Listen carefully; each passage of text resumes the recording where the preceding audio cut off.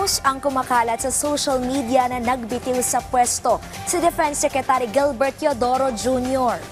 Ayon kay PCO Secretary Cesar Chavez, kagagawan ito ng mga gustong magkaroon ng pagkakawatak-watak sa defense sector.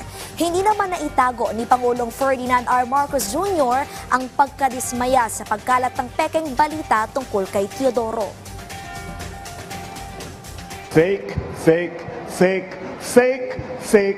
Fake news. Yan.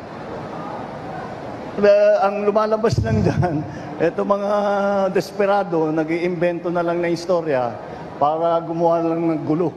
Wala naman silang maibibigay, wala silang naitutulong, wala silang kontribusyon sa buhay ng bawat Pilipino, kundi paninira lamang, kundi panggugulo lamang.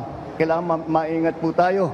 Huwag tayo masyadong naniniwala kung wala namang pruweba sa kanilang mga sinasabi. Dito sa issue na ito, ulit, fake news. Yan ang pinakamasamang halimbawa ng fake news na kinakalat ng ating mga kung sino-sino man sa social media.